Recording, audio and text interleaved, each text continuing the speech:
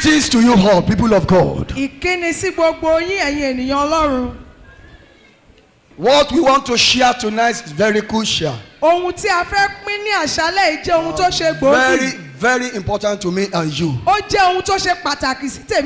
Emancipation of sons into the glory. We've dealt with emancipation. I believe we are all loose already. We are all free already. Wherever its remain is consumed by fire. But it's not enough for you to get your freedom alone. You must become what God has called you to be. That's why whatever that we want to share tonight says the power of sonship. Power of sonship. Turn to someone beside you. Turn to someone beside you. Shout on him or her. Say the power of sonship.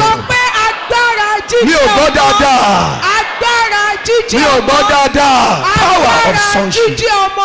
Don't you know that there is power in sonship? Let's say I'm a slave to this mommy. I will not be able to ask whatever I want. I will feel timid. In fact, wherever she sends me, I will go. Because I'm a slave. Someone's in the house tonight. Demon that has kept you being a slave. Maybe you can say a resounding amen. We live your life in the name of Jesus. Shout super power of sonship. Now hear me, people of God. Let me say I'm now a son, biological son to this my mommy. Hear me, people of God. Can you see how freely are we heart? How freely are we heart? Freely are we go to her. Mommy, I need money. Mommy, give me the key. I want to ride your car. I'm entitled to everything that my mommy has. Hear me, people of God. Power of sonship will come over you in the name of Jesus. Hear me, people of God. I know this place very well. I know this place, man. I've been coming in and going out. But the day Daddy adopted me as the revivalist, that Joshua come to this church. Hear me, people of God. Normally when I come, maybe for one meeting or another, I will have to stand there. I will have to stay there. Even there was one day, we need our father, the help of our father Olaguju, the youth forum of this region. I don't have the authority to come and meet him here. We only signal and he came. I sat over there. I don't have the gut to move closer to this place because that adoption has never been given to me. That authority has never been given to me. But hear me, people of God. The authority that you are lacking, that rendered you useless in life, receive that authority in the name of Jesus. For the day that our Father in the Lord said, Joshua, you can come, I was able to come in like this, sit before him. Let me still sit before him. Either he likes it or not, I'm gonna sit before him because now authority has been given to me. If I say daddy, pray for me, he must pray because he's my daddy, he's my father, he has given me authority. That's why I'm able to say Father, Abba, Father. I pronounce your life. Power to shout Abba, authority to say Abba, to call your father, Receive in the name of Jesus. Shout on someone, say power of sonship. You must receive. You must receive. Power of sonship. Hear me, people of God. Going by the original manuscript. Written that we used to write New Testament. You all know that Old Testament was written in what language? Hebrew language. But in New Testament is in what? Greek language. Greek has two words for son. They have their own meaning. Number one is techno. That's them techno. Anyway, but I don't know. Their own might have a different meaning. Techno means son. That has natural traces. Blood mingled with gather from mommy and daddy, which we can say biological son. In Bible, another Greek language for son is Eos.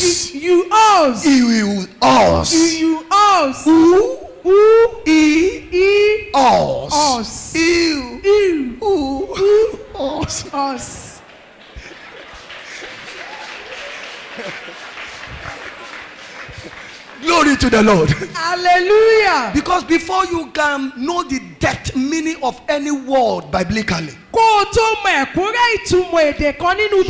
need to go to original manuscript. So when they call someone techno in Greek language, to our own understanding, it means biological son. And then you can see that in John chapter 1 verse 12. John chapter 1 verse 12. The son there, can someone hope, please? Can someone hope? John 1:12.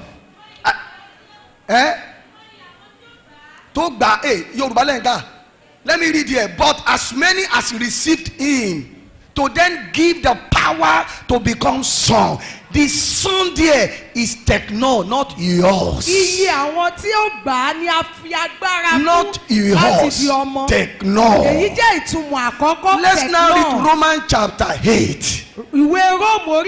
Verse 14. For as many as are led by the Spirit of God, they are sons of God. That son, this former son is different from that. This present son is different from that former one.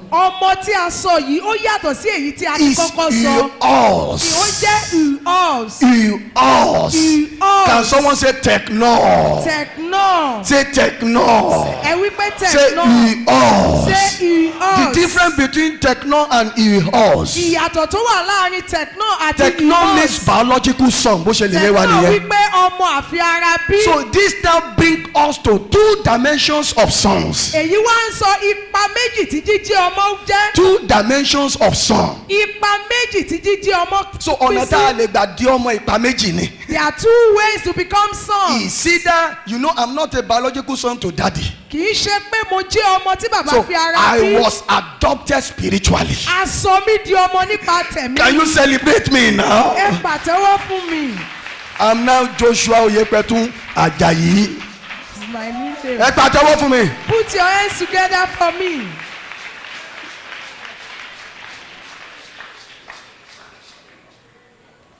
I said it brings us to two dimensions of sons. Number one, techno means biologically you are related with that mommy and daddy. So, number two,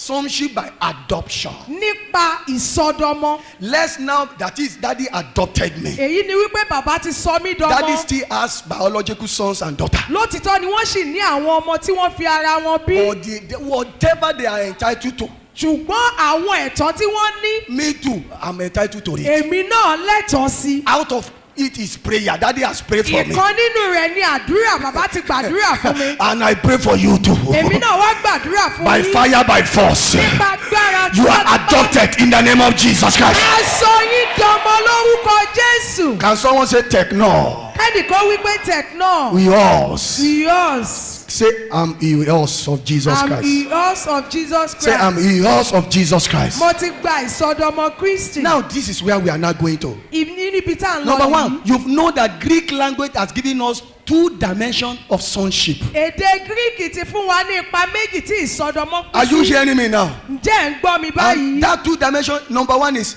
sonship by birth, related natural wise. Èkíní ni jíjí ọmọ nípa ìbíni. Number 2 is by adoption. Ìkejì ni nípa ìsọdọmọ. So I don't want to go deep. Mi ò fẹ́ wá jinlẹ̀. Because there is still some explanation and illustrations. Torí pé àwọn àlàyé àti In order àpẹẹrẹ to tó ṣì wà back this níbẹ̀. up, Ṣùgbọ́n but láti let's sí go lẹ́yìn. straight to the point. Ẹ jẹ́ ká lọ sí kókó You know, rẹ̀ Bible lọ́gbọ́n. says Bíbélì wípé in Romans chapter 3 verse 23 ìwé Róòmù orí kẹta that we ẹsẹ̀ have all kẹtàlélógún. cut short. Gbogbo wa ti kùnà. We have all cut short Gbogbo wa ti kùnà. the glory of God, Ògo Olúwa. which means we are all sinners. Èyí ni wípé ẹlẹ́ṣẹ̀ ni We gbogbo are just wa. a wretched sinner. A jẹ́ ẹlẹ́ṣẹ̀ tí a fi ìṣẹ́ fún. But God is God of relationship. Ṣùgbọ́n Ọlọ́run wá jẹ́ Ọlọ́run Láti ìbáṣepọ̀. bẹ̀rẹ̀ ayé, From the beginning of what the God world. wants is relationship. Ohun tí Ọlọ́run fẹ́ ni God ìbáṣepọ̀. created all the heaven and earth. Òun ló dá gbogbo ayé And he see àti that ọ̀run. nobody he can relate with.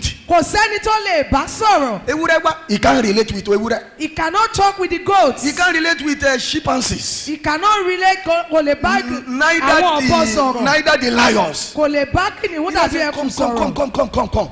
Ó ní ẹ wá. I've got an idea, please. Nǹkan kan wá sí mi lọ́kàn. Let's create man in our home image Ẹ jẹ́ ká dá ènìyàn ní àwòrán so that wa. we will have a relationship. Ká lè ní ìbáṣepọ̀ And he pẹ̀lú wọn. made man from the dust Ó sì dá ènìyàn láti ilé and erùpẹ̀ breathed a ilẹ̀. breath of life. Ó sì gbé fi ìmí ìyè sí wọn nínú. Breath that will allow human being to have the nature of God. Ẹ̀mí tí yóò mú kí ènìyàn ní irú That's why ìwà as tí you are Ọlọ́run. sitting down, you have the nature of Bó God. o ti jókòó, o ní ìwà bí Ọlọ́run. Hear me, the relationship started Ibẹ̀ ni ìbálòpọ̀ yìí ti very, bẹ̀rẹ̀. very smooth, Ó jẹ́ ìbálòpọ̀ tó very, very dára. cordial. Ó jẹ́ ìbálòpọ̀ tó Ṣùgbọ́n olórí burúkú Sátánì ẹni ìka aṣubú sí i lọ́wọ́. We fell into his Ó hand. wu adùn tí a ń jẹ nípa bíbáṣepọ̀ pẹ̀lú Ọlọ́run. Consider the sweetness Ó in our wọlé wá.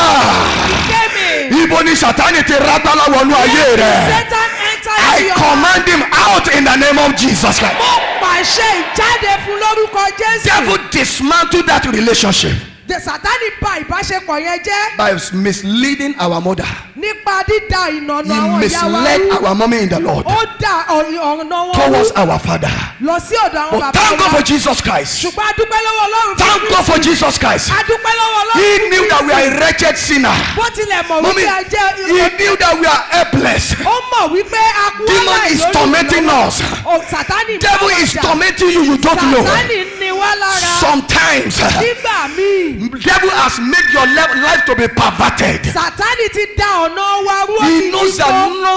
nothing unclean can see the face of God. Ó mọ̀ wípé ohun àìmọ́kàn kò lè rí ojú But Ọlọ́run. here we are, people of God. Ṣùgbọ́n níyìn Jesus Christ took it up. Kristi ó wá gbà á gẹ́gẹ́ bí ìṣe. I'm going to adopt them. Wọ́n lọ wọ́n sì sọ wọ́n I dọmọ. have a glory ahead of them. Mo rí ògo níwájú wọn. I'm keeping glory. Mo ń tọ́jú I don't know, ògo. before they can inherit that glory, Kí wọ́n tó they jogún need to ògo become yẹn. sons, Wọ́n gbúdọ̀ dọmọ. daughters, Àwọn ọmọbìnrin. sons, Ọmọkùnrin. daughters, Ọmọbìnrin. that we have that boldness Tí wọ́n yóò ní to ìgboyà go to daddy. láti lọ bá bàbá wọn. Abba, Father, Pé bàbá mi. where is my glory? Ògo mi Because if dà. you don't become son or Ṣùgbọ́n daughter, tó o bá di you ọmọkùnrin are àbí not entitled to ọmọbìnrin. ask for your glory. O ò ní ẹ̀tọ́ láti béèrè ògo rẹ. Shout aloud. Pariwo So the sókè. power of sonship. Agbára jíjẹ́ ọmọ. Let me give you just two evidence. Ẹ jẹ́ kí n fún yín ní ẹ̀rí méjì.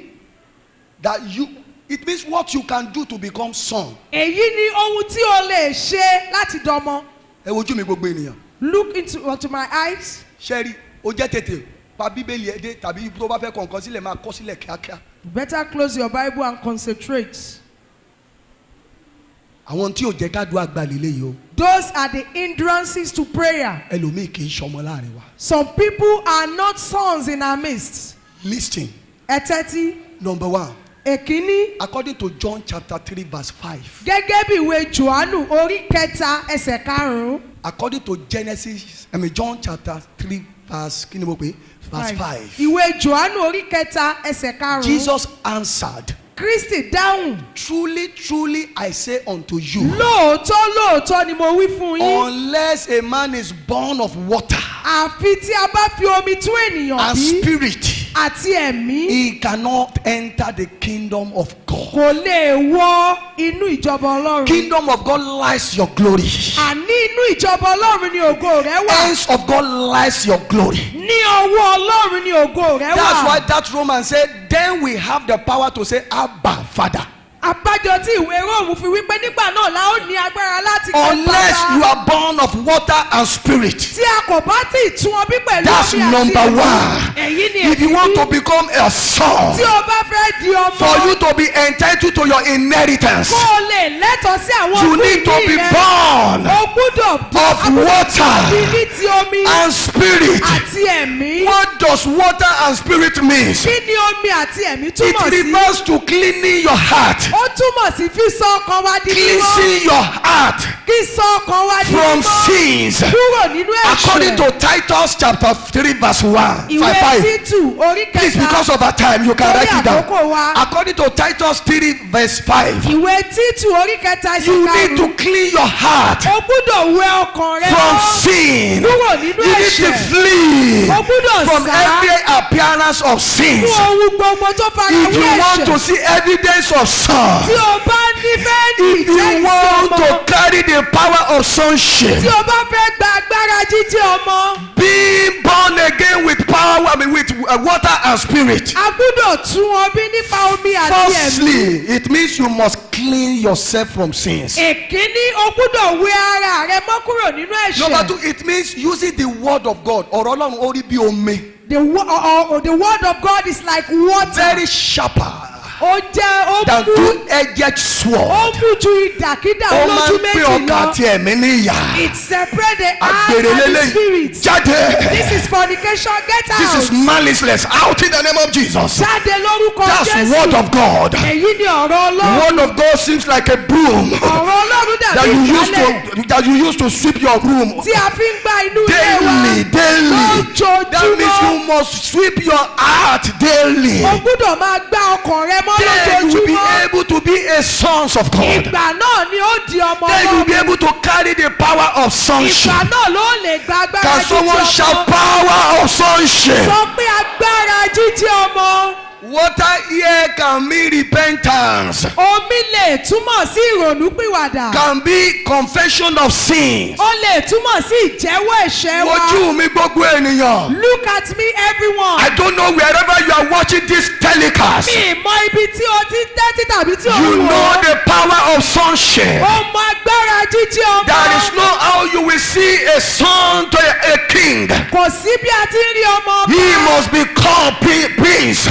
A gbúdọ̀ pé ní ọmọ And ọba. a daughter to an ọba Àti pé ọmọbìnrin must ọba. be a princess. A gbúdọ̀ pé ní But ọmọbìnrin before they ọba. can call you prince or princess, Kí a tó pè ọ́ ní ọmọkùnrin tàbí ọmọbìnrin you ọba. must be entitled to that kingship. O gbúdọ̀ ní ẹ̀tọ́ sí And jíjẹ́ for you ọba. to be entitled, Kó o tó lè you lẹ́tọ̀ọ́. must wash yourself. O gbúdọ̀ fọ ara rẹ Look at your waywardness. Wo ayé ìgbésí Wojú mi dáadáa gbogbo ènìyàn.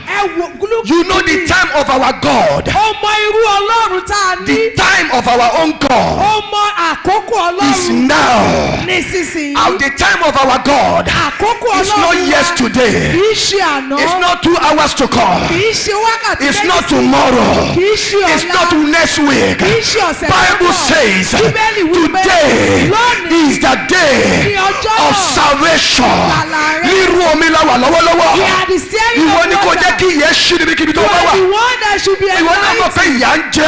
You know you are Ó mọ̀ suffering. wípé ìpọ́njú yìí pọ̀. You know the Ó mọ̀ tribulation bí is too àdúrà rẹ ò much. gbà. You know your prayer is Àìní not answered. Jésù ni. It's lack of Jesus. Àìkọ̀ ẹ̀ṣẹ̀ sílẹ̀ ni. It's failure to deceive. Ó yá wojú mi dáadáa gbogbo ènìyàn. Look at my eyes. Mo rí ìmísí Ọlọ́run sọ̀kalẹ̀ báyìí. I send inspiration. Ẹ̀ṣẹ̀ ń from God. dúró.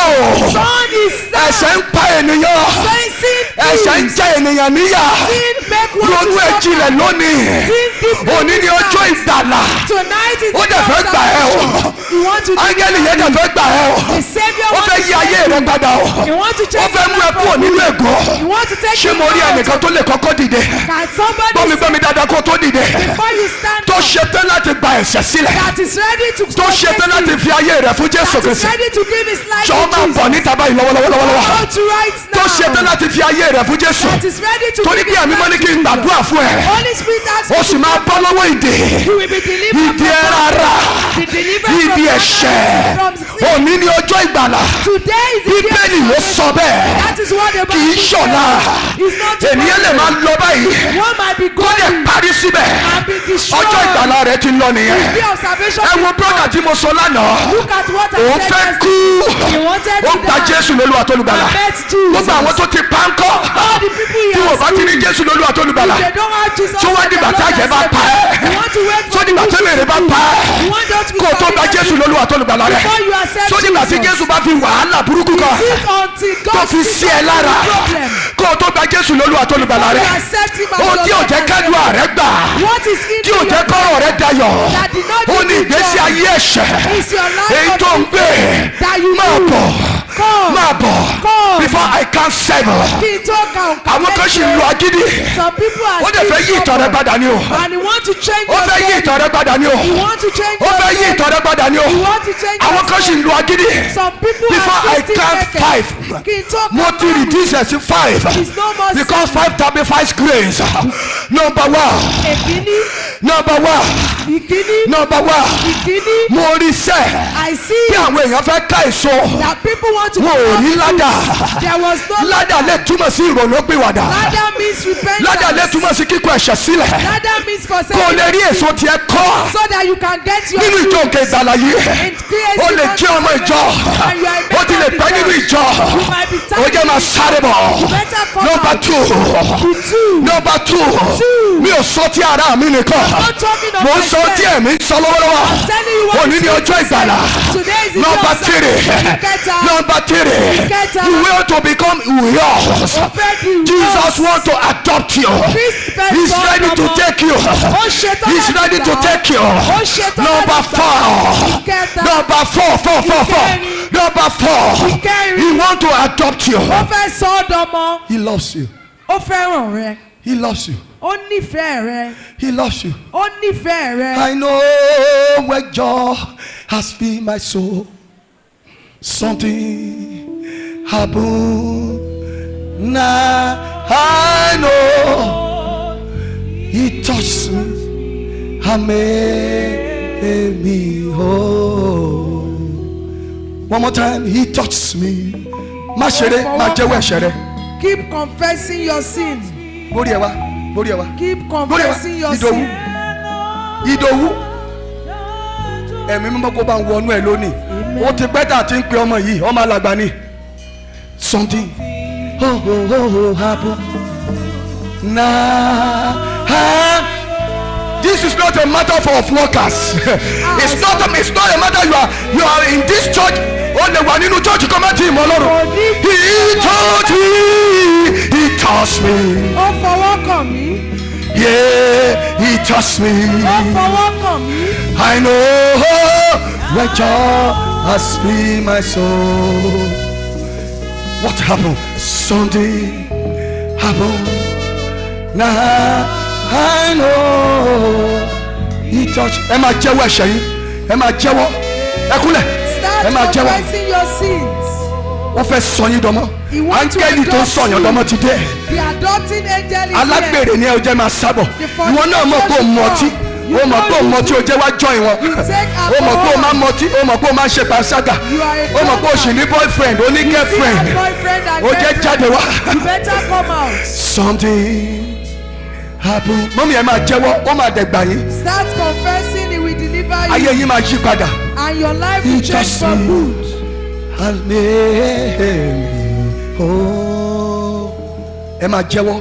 Start confessing. Wàá rí lójú ìran rẹ lónìí. You will see it in your revelation. Wàá rí pé ó máa wá di ẹ lálejò. It will come to Wàá rí pé á wá di ẹ lálejò. It will come to meet ogun tó ń jà ẹ wàá rí pé ó máa mú kúrò. And your battle will àwọn kan dẹ̀ lu agídí onídẹ̀ lọ́dún fẹ́ tú ẹ sílẹ̀ o. Close your eyes. Máa wí tẹ̀lé mi sọ pé bàbá mi. Say, my father. Sọ pé lónìí. Today. Mo gbọ́ ọ̀rọ̀ rẹ. I heard your word. Ọkàn mi ṣí payá. And mo jẹ́wọ́ ẹ̀ṣẹ̀ mi. I confess. Mo jẹ́wọ́ àṣìṣe mi. I confess níwájú rẹ. Bí mo ti jẹ́wọ́ lónìí. As I confess. Dáríjì mi. Forgive me. Be remorseful, please. Be remorseful. We are not here to play. We are not here to play. Say, Father. Baba, forgive me. Forgive me. Make me a son today. Let your Holy Spirit descend over me. Ẹ̀mí mímọ́ wọnú mi lọ.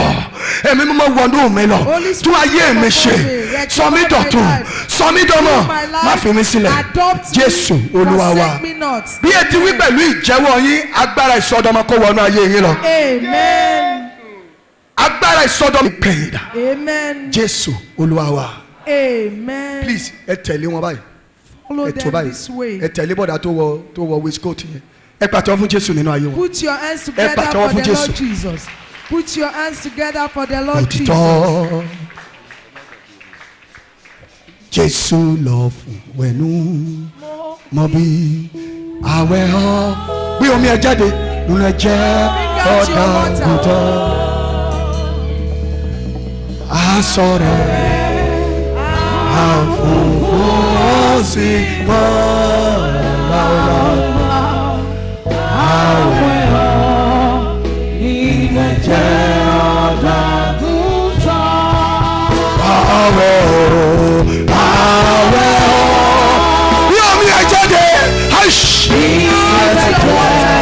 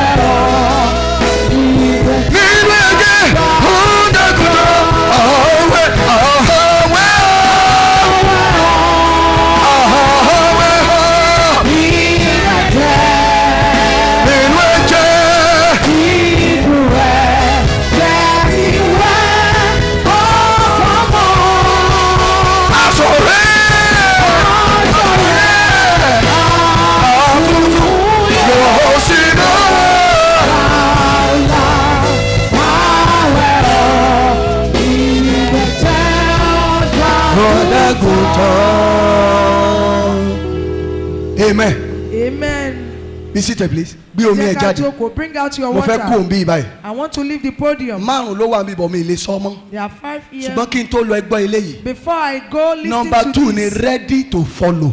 Ìkejì ni ṣíṣe tán láti tẹ̀lé. If you want to receive the power of sonship. Tí o bá fẹ́ jẹ́ gba agbára jíjí ọmọ. Ready to follow. Múra tán láti tẹ̀lé. Nǹkan tí mo fi gbọ́dọ̀ sọ eléyìí lélẹ́yìí. Why I must say this is. Ṣẹ́rí number 1. Èkíní. Born of spirit. Water and spirit. Dídi àtúnbí tí omi àti ẹ̀mí. Àwọn tó sì ń wálò nínú ẹ̀ṣẹ̀ ni. They are people that are still wallowing in sin. Àwa tá a súnmọ́ pẹpẹ. We that are close to the altar. Àwa tá a ti gba Jésù lólúwa tó lùgbàlà wa. We that have accepted Jesus as our Lord and Savior. Some will claim to be sons and daughters. Ọ̀pọ̀ á sọ wípé ọmọ ọkùnrin àtọmọbìnrin ni wọ́n. We are deceiving ourselves. Ṣùgbọ́n ṣe là ń tanra wa jẹ. We are not ready to follow. Àṣetán láti tẹ̀lé. Ẹni mo parọ́. You said I'm lying. Oh yeah, let's go to Matthew chapter 4.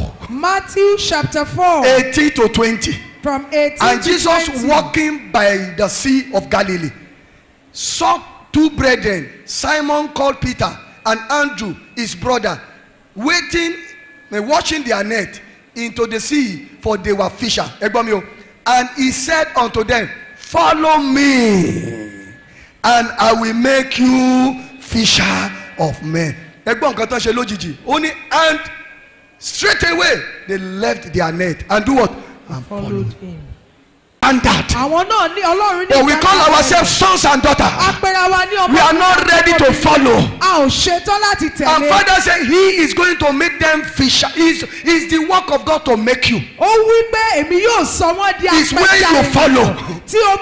Is then He will make you. The duty, the role of sons. If you want to become, if you want to receive the power of sonship, you must ready to follow. Hear me. Stop working for God. Stop working. Working.